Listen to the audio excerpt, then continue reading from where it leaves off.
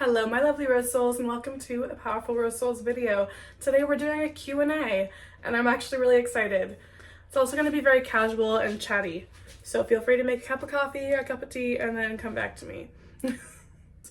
I wanted a more casual video to film because I'm still really new to filming, so yeah. So the first question, what inspired you to start your spiritual journey? That's a really good question. My horrible mental health, to be quite honest with you. Sorry, look coffee. My mental health was so horrific, and at that point I was in a healthy relationship, like I had what I wanted, like I was working towards my goals, but nothing was ever enough. I was constantly stressed, constantly overwhelmed, struggling to keep my house clean. Like I just felt like I couldn't do anything, you know, with the world how it is. Like I was really struggling. So that's honestly what started my spiritual journey. It didn't start my healing journey. My healing journey started before that when I started recovering from an eating disorder, but my spiritual journey started when my mental health was at its lowest, and I just last ditch effort, desperation, needed to try anything to feel better, and yeah, that started my journey. I can definitely make another video, but if I were to go into that, it would be so long. So next question. How can someone begin exploring their spiritual side without feeling overwhelmed? My spiritual journey when starting out was so overwhelming and crazy to me. So I think if I were to give myself advice back then, I would say don't take it too seriously and don't try to figure everything out at once. Trying to figure out a title for yourself or which spiritual path to follow, honestly, try them all. Like find something that you like, and if you like it, dive into it. Do what makes you feel good, do what makes you feel happy. Don't feel pressured to figure it all out, because I think a lot of my spiritual journey in the beginning was so stressful and crazy because I was having a shift in beliefs, and like the experiences I was having were pretty crazy, and yeah, it was very overwhelming for me, but I focused on a lot of fun things, so like crystals and tarot, which are still a huge part of my practice today. I started out there, you know, find something that you like. I always liked rocks, like pretty rocks, so that was like the perfect gateway for me, and start there. I started learning, I think when I started learning about Wicca and stuff like that. It didn't resonate with me, but I learned about Wicca for a year. Then shamanism, like witchcraft, like any sort of spiritual practice or anything, I was learning about it. So I did a lot of learning, researching, and just trying everything, to be honest. I looked into Buddhism, I looked into like so many different things. I loved shamanism, I loved earth magic, I loved witchcraft, I loved all of it. My daily practice, my life practice is like unique to me. So I feel like a lot of people try to find a path and try to find, you know, what fits them right away. And if you're searching to find a fit, you're gonna miss out on half of the journey. So learn as much as you can about everything, but don't close yourself off into a box. Like try everything, figure out what you like and follow your joy. But yeah, but don't take on too much. Like if you want to just do one thing, like if you like crystals and like are happy just sticking with crystals, that's totally fine. You can just like crystals. I think at the end of the day is any big shift or change can be overwhelming. It's just a matter of taking it little step by little step and not feeling like you have to put yourself in a box. And I fell into that trap in the beginning too, so it's completely normal. Question 3. Do you have to follow a specific religion or practice to be spiritual? Oh, well, I think I kind of answered that. No, absolutely not. You can be eclectic. You can pursue a whole bunch of different modalities. You don't have to follow one way.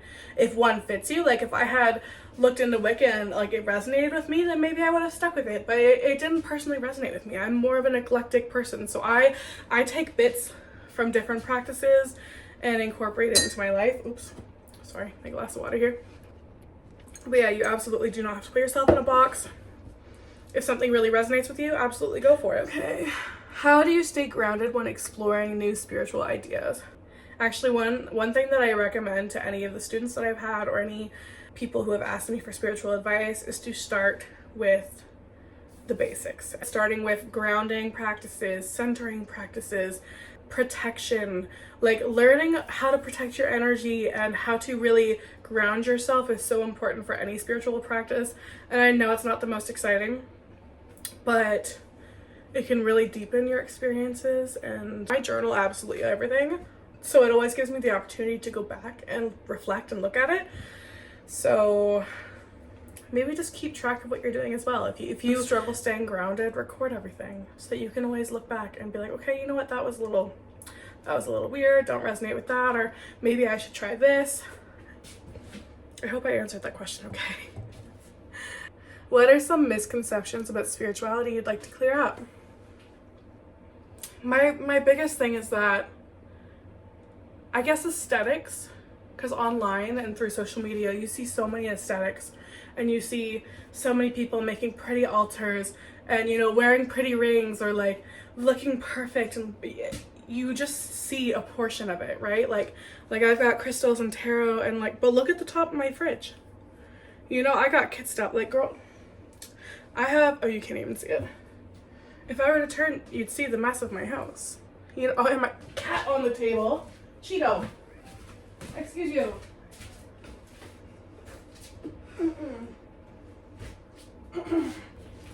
You're not allowed on that table, and you know it.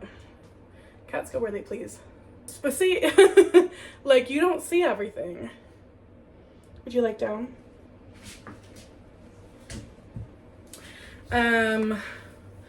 So yeah, don't feel like your practice is any less valid because it's not aesthetic or pretty.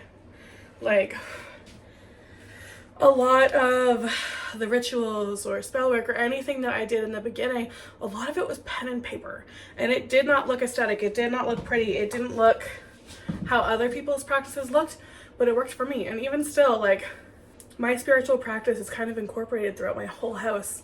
You don't have to look a certain way or be a certain way to be spiritual. You can be spiritual just by your beliefs. You don't need all the tools, all the pretty stuff to be spiritual. They're just fun additives. Your spirituality resides in you. So try not to compare yourself to others. It's really hard because it's all you see. Especially when you get into spirituality at first, like, you're looking all over the place, like you're trying to like learn and grow. So you're watching other people and learning from other people, which is amazing. But also, like, not everyone started out there. Like, I didn't start out with my whole place decorated. I started out with my spirituality on my own, like, you know, hiding it and keeping it to just my room or like just a little area where I felt safe enough to express myself. It's only now that I feel safe enough to express myself and I'm, you know, in a space in my life where I can just be myself and, you know, live the way I do and start focusing on aesthetics. And I'm just starting to focus on aesthetics. I'm not aesthetic by any means, but I'm working on it. Okay, I think that was it for the spirituality and walking your path questions. Let's move on to confidence and self-love. This is something that's like so personal to me and I feel deeply about, like, spreading confidence and self-love. So, how did you start building your confidence and what has helped the most? I started building my confidence when I was at work. For those who don't know, I'm a stay-at-home mom right now. My small business is from my home. So I was working prior to that, and I worked in fast food. So you work with people of all ages, all diversity, like, you know what I mean? So you get a lot of different views and a lot of different people. And what I found through working and learning about myself and exploring my spirituality and stuff like that, I had such a fear of judgment, and I had a fear of expressing myself and being myself. Especially like if you grew up with a religious household or like very conservative household when you were younger, you know that they kind of pressure you to be in a specific box, and, you know, they try to shape you to be who they see as ideal. So you end up not loving yourself, because you're like, well, that's not what's ideal, that's not what's lovable. So when I started working with everyone and started getting into spirituality and talking to my friends and coworkers a little bit, they would always ask me, why, if you love it, why don't you talk about it more? And I'm like, well, I don't want people to think I'm crazy or weird. And they're like, so what? And I'm like, what? They're like, yeah, so what? Like, I had a friend who was religious. I had a friend who was spiritual and witchy. And I had a bunch of coworkers who were like, yeah, if it makes you happy, who cares what others think? Who cares if I think you, like, I worked with a 60-something-year-old, and she's like, who cares if I think you're crazy? Like, if you like it, do it. If I like you, I'll support you. And that kind of was the shift for me, because I'm like, if these strangers, I mean, they're not strangers, they are my coworkers, but if these people accept me for who I am and want me to be me because it makes me happy, oh, we're getting emotional. If strangers can uplift me and encourage me to be me, even if they don't have the same beliefs, then maybe I should. If I didn't have that support growing up, I do now. And that was a really big shift for me, is realizing that the people who matter the most and the people who will uplift and support you want you to be you regardless of their beliefs, regardless of how they feel about it. Sorry, I'm getting teary-eyed and I'm also sick. So, I don't even remember what the question was. Oh yeah, what helped you the most? The realization that the people who care for you the most, the people who are meant to be in your life, want you to be you. They want to know you. They don't want to know the fake version of you. There are so many people who are waiting and wanting to see the true you expressed. And if you don't see that, this is your reminder, and this is why I do what I do. Because I worked in so many different places, and it wasn't until I had that job there where people really started to push me out of my comfort zone. They're like, yeah, talk about it more. If it makes you happy, talk about it more. Like, be you. And I think that was such a pivotal moment. So I hope if anyone from my past sees this, like, know how amazing you were and how pivotal you were in that journey, because the coworkers at that job really, really helped me grow into the person that I am. If I didn't have their support, I probably would have still kept hiding, which is so, so sad. But that's also why I'm doing what I'm doing, because you deserve to be loved by people for being you. You deserve to surround yourself with people that love you for you and that allow you to express yourself. And if you're not surrounded by those people right now, you need to find your tribe. And that's exactly why I started Powerful Rose Souls, because, like, I will be your tribe. I will hype you up. I will allow you to express yourself and be yourself, because I needed that. So, oh my gosh. That was an amazing question. So it's true. I don't even remember when I left that. I left that job pregnant, so it's been a few years since I worked there now, but I love them so much. Oh, and sorry, I didn't even answer the first. How did I start building my confidence? You have to have the courage to start taking the steps. Start talking about what you love. Start wearing the things that make you happy. Start living life for yourself. That's really it, is have the courage to figure out who you are and what makes you happy and do it. That's really, and fake it till you make it. Confidence is so much a fake it till you make it, because it's going to be terrifying when you start. It's going to be so terrifying, but it's so worth it. So, see, again, this is my thing. I should have known this was going to be the section that I hit. What advice would you give to someone who struggles with self-love? So I have so much advice. So many people struggle with self-love, and it's not your fault. A lot of the times we were taught that we're not lovable and that we have to perform to be loved, or we have to be someone or something that's not us to be loved. And some advice I would give you is start doing little self-love practices, even if they don't feel like they make a difference. If you struggle with body positivity or loving your body, start focusing on the parts of your body you love. Start complimenting yourself. Start looking at yourself in the mirror and be like, you know what? I love this about me. And even if you don't believe it, like, I struggled with my stomach. I got a belly, okay? And oftentimes I will just touch my belly and I'll be like, I love you. You're squishy. You're so comfortable. You support me through everything. I love you. Thank you. And on some days, it's harder to love my belly. I just do the same thing. And the more you do little practices, the more you say like, oh, I love myself because I'm so creative. I'm so badass. My imagination's amazing. You know, I love my hair. The more you say it, even if you don't believe it in the beginning, the more you say it, the more your mind starts to believe it. Okay, our brains are so capable of change and learning and absorbing that you want to build new neural pathways. So the more you tell yourself that you love yourself, the more you're going to believe it. But you have to stay consistent with it. So starting with affirmations is the easiest way to go, because even if you don't believe it, you can just say it. You can look at yourself in the mirror and say it every single day. It takes 2 seconds, and over time you're going to notice it's a little less hard to say. It's a little less non-believable. There are so many other things. Again, I think I need to make some videos on confidence and self-love because I could talk forever. About it. But it's a journey, and don't give up on yourself because you deserve it. You deserve to wake up every day and love yourself. And even on your hard days where you're struggling, you deserve to have developed the toolbox to know that you're still lovable even if you don't feel it. Just do research, find something that works for you. Even just start with that. Focus on what you do love about yourself, and then start branching out to the things that you don't. And surround yourself with people who make it possible. Like my best friend is my biggest hype girl. Like she tells me I look amazing. Like she is my biggest hype person, especially with my business. Like anytime I thought like I wasn't good enough or I was struggling, or like what if people don't like my products, which I'm not even wearing. Oh my gosh. I was so focused on my rings and stuff today that I did not put my bracelets on.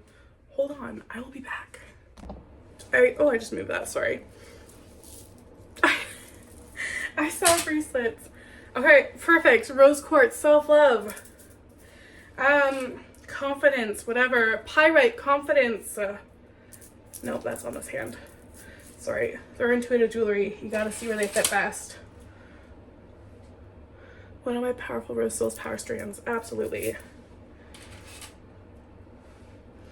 Malachite. Anyways, what was I rambling about before I left?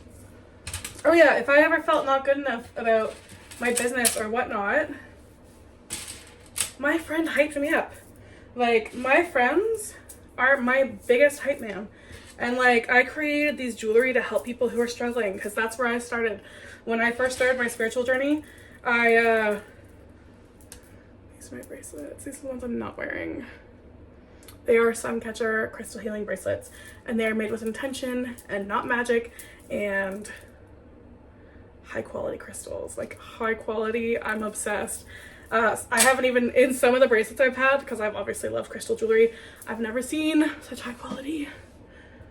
Like, and if it wasn't overcast and snowy, oh, you can kind of see they do make really pretty rainbows, but it's really overcast and snowing like crazy here. But look how stunning. Surround yourself with people who love you and support you and will hype you up.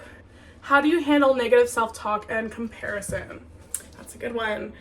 Negative self-talk, I love psychology, so that's one of my passions. I'm not a psychologist, I'm not a mental health expert. I will probably have that disclaimer somewhere. I am neurodivergent, and one of my hyper-focus points is psychology, learning how my brain works. So learning to change negative automatic thoughts into positive automatic thoughts was something that I started early on in my journey, and it's just something that like you integrate. How do I handle it? So yes, it all begins with self-awareness. Let me have a sip so I can.